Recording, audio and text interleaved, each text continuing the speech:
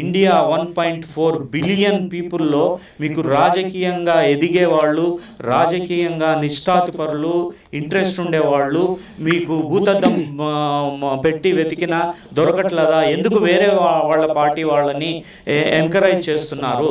వాళ్ళందరినీ వదిలేసి మీరు కొత్త బీజేపీ అంటే ఇప్పుడు నీతిపరులు, మేమే స్కామ్లు చేయలేదు, మేము చేస్తున్నామని చెప్పుకుంటున్నారు కదా, ఎందుకు మీ పార్టీ మసకబారిపోతుంది? ఎందుకంటే ఈరోజు వాళ్ళ పార్టీ వాళ్ళు ఇప్పుడు చూడండి ఎంతమంది ఇప్పుడు కాంగ్రెస్ వాళ్ళు చెప్తున్నారు మీరు వాషింగ్ మిషన్, నిర్మా పౌడర్ లాగా.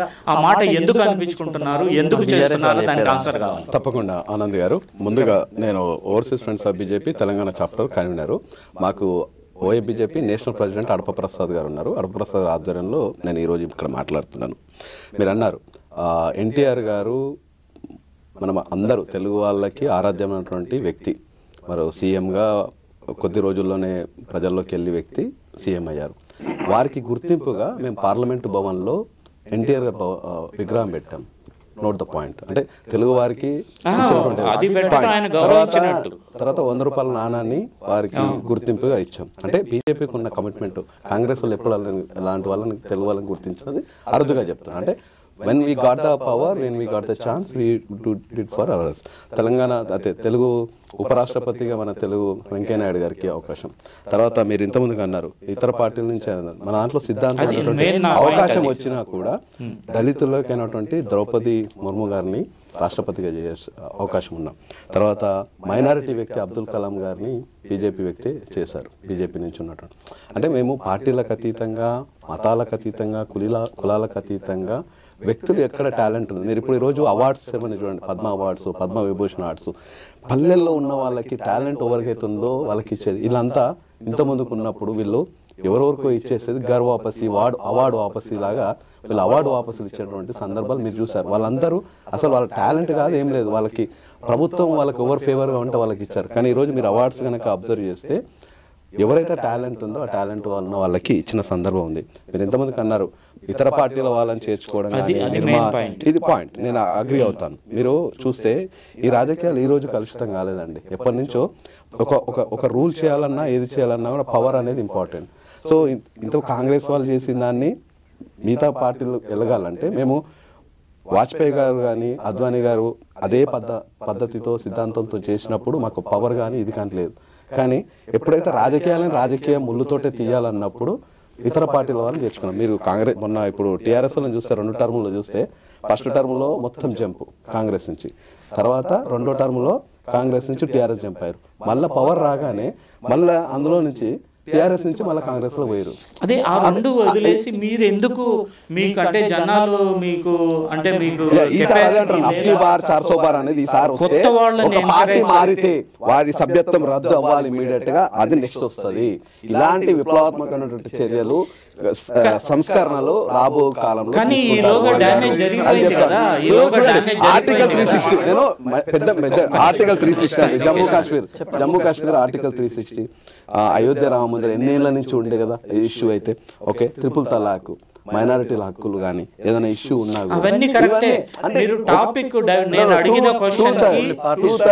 మెజారిటీ ఉండాలి. కాబట్టి నెక్స్ట్ మీరు అన్నది అర్థమవుతున్నాం, ఒక పార్టీలో నుంచి ఒక అధికారం ఉంటే గనక వాళ్ళ ఎమ్మెల్యే కానీ ఎంపీ కానీ ఉంటే ఇమ్మీడియట్ గా వాళ్ళ సభ్యత్వం పోయగలరు. ఇది మన తెలుగు వ్యక్తి అయినటువంటి వెంకయ్య నాయుడు గారు ప్రతిసారి సూచించారు కూడా. ఇది నెక్స్ట్ టర్మ్ లో ఇంప్లిమెంట్ అవుతుంది. దానికి నేను యాజ్ ఓఏ బీజేపీ నుంచి ఇక్కడ నుంచి నేను రెఫరెండం పెడతాను. అది మీకు నేను వాగ్దానం చేస్తున్నాను. అది మీరు రామ్ గారు ఒకసారి మీరు చెప్పండి, ఎదుటి పార్టీ నుంచి బీజేపీకి అవసరం ఏమొచ్చింది అంటే వాళ్ళు నీతి పరులు ఉంటే ఒప్పుకోవచ్చు, కానీ వాళ్ళు అవినీతి పరులు ఇటు బీజేపీ రాగానే నీతి పరులు అయిపోతున్నారు. దాని రకంగా మీరు ఎలా సమర్థించుకుంటారు? చాలా ఆవేశంగా మాట్లాడారు. నేను మాట్లాడుతున్నప్పుడు వాళ్ళు అబ్స్ట్రాక్ట్ చేశారు. తర్వాత మెజార్టీ లేదన్నారు అపోజిషన్గా కాంగ్రెస్కి.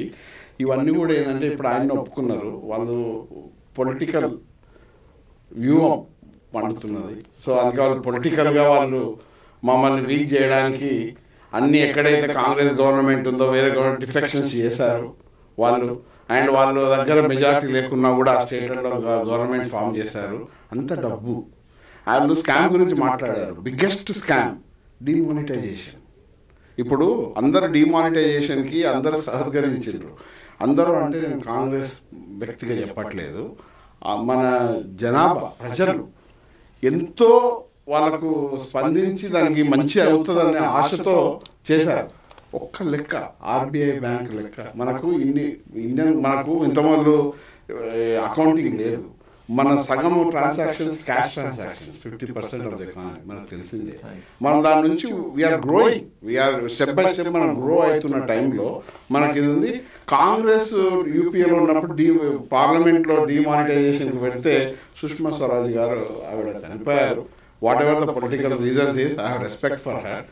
She and on behalf of BJP oppose చేసిండ్రు, ఎఫ్డిఐ కూడా వాళ్ళు అపోజ్ చేసిండ్రు.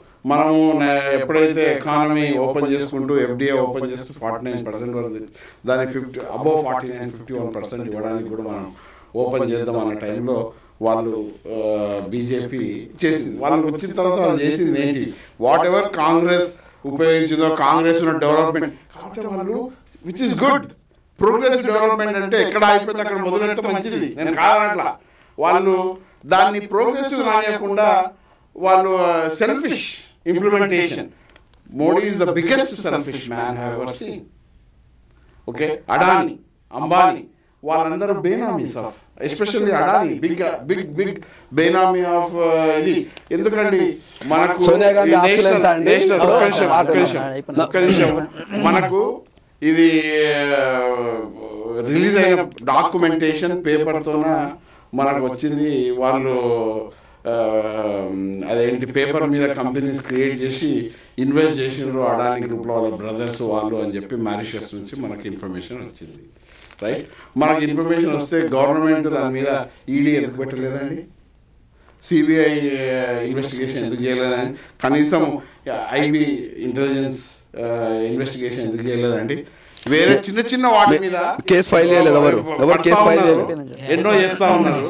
ఇవన్నీ అయితే వాళ్ళు ఒప్పుకున్నారు, వాళ్ళు పాలిటిక్స్ అర్థం. అందుకే they don't deserve to be in the government. Now Congress is going to form the government.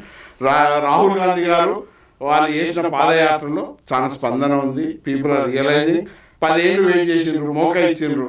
Same thing TRS BRS కూడా అదే అయింది. 10 ఏళ్ళు ఈయన యాంటీ ఇంక్యుమెన్సీ అన్నాడు. మంచిగా ఉంటే ఎందుకుంటుంది, వాళ్ళు మంచి అవకాశం ఉండే. తెలంగాణ ఇచ్చింది కాంగ్రెస్, వాళ్ళు దాన్ని మంచి చేయడానికి వాళ్ళని అప్పులు చేసింది. కాళేశ్వరం ప్రాజెక్ట్ మెయింటెనెన్స్ ఒక మెయిన్ సెక్టరే పరవాసిపోయింది. అది వాళ్ళందరూ వచ్చి ఇంజనీర్స్ అందరూ చెప్తున్నారు ఇది తప్పైంది, they have used wrong material, this design is wrong అంటున్నారు, ఎన్నో చెప్తున్నారు. వీళ్ళంతా అప్పులు చేసిండ్రు. రాంగ్ మెటీరియల్ అంటే సిమెంట్ తప్పు. సో రామ్ గారు యాక్చువల్లీ టాపిక్ ని డైవర్ట్ చేసి చెప్పాల్సిన విషయం చెప్పకుండా ఎక్కడికో దాన్ని రౌండ్ 4 వంకలు తిప్పి మన రింగ్ రోడ్ లెక్క 4 వంకలు తిప్పి బీజేపీ మీద కాంగ్రెస్ మీద వాళ్ళు చేసిన గొప్పదనాలు ఏదో చెప్పుకుంటారు. కానీ వాళ్ళిద్దరు ఏంటంటే వెనక ఫ్రెండ్షిప్ అనమాట వాళ్ళది. బీజేపీ అండ్ కాంగ్రెస్ ఎట్లాగో వాళ్ళ ఫ్రెండ్షిప్ అండర్ గ్రౌండ్ డీల్, అది అండర్ కవర్ డీల్. ఎందుకంటే నేను చెప్తున్నా, ఎందుకంటే అక్కడ క్వశ్చన్ ఎందుకు డిఫెక్షన్ ఎందుకు అయింది అని క్వశ్చన్. మీరు దాని గురించి మాట్లాడకుండా మొత్తం రింగు తిప్పి మాట్లాడింది. డిఫెక్షన్ స్టార్ట్ చేసింది డిఫెక్షన్ అనే విషయం చెప్తున్నా. డిఫెక్షన్ స్టార్ట్ అయింది మాకు. మేము ఎప్పుడైతే ఉద్యమ పార్టీలో ఉన్నప్పటి నుంచి డిఫెక్షన్స్ అనేవి రాజశేఖర్ రెడ్డి గారి, ఎందుకంటే నేను కూడా రాజశేఖర్ రెడ్డి గారి అభిమానినే, బట్ రాజశేఖర్ రెడ్డి గారి హయాంలో మాది ఒకటి ఉద్యమ పార్టీ. అప్పుడు మేము ఇంకా పొలిటికల్ పార్టీ, మేము ఏదో పెద్ద కాంపిటీటర్స్ అనే స్టేజ్ కూడా మాకు రాలేదు. అప్పుడే ఉద్యమ పార్టీ ఎక్కడ ఉద్యమం పైకి వస్తుందో అని చెప్పి మా ఎమ్మెల్యేలని గెలిచిన 4 ఎమ్మెల్యేలను కూడా లాక్కొని తీసుకొని పోయి అందులో కట్టేసుకున్నారు. అప్పుడు మేము అయినా కూడా కేసీఆర్ గారు గట్టిగా కొట్లాడి వాళ్ళందరినీ మళ్ళీ రాజీనామా చేపించి గెలిపించి మళ్ళా మేము తెలంగాణ సాధించుకోవడం జరిగింది.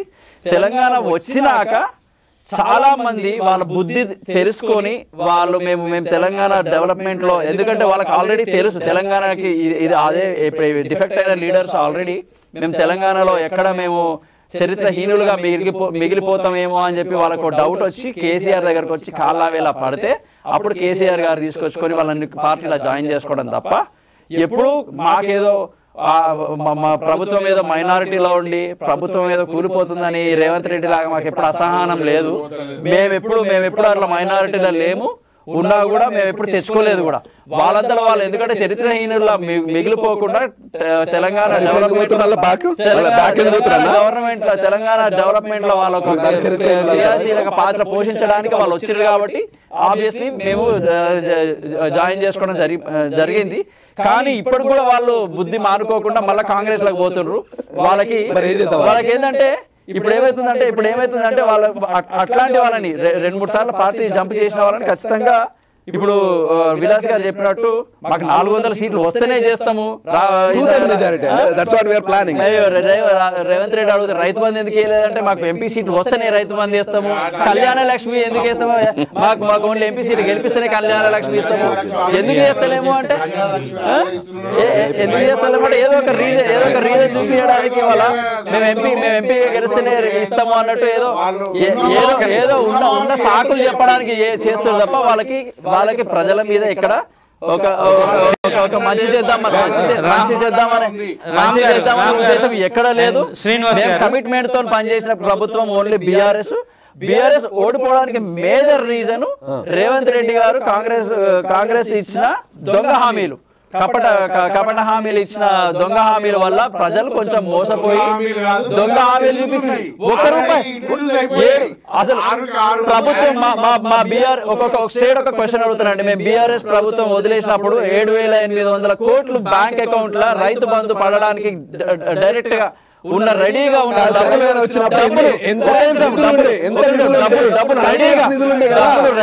డబ్బులు తీసుకుపోయి 7,800 కోట్లు ఏమైనాయి? 7,800 కోట్లు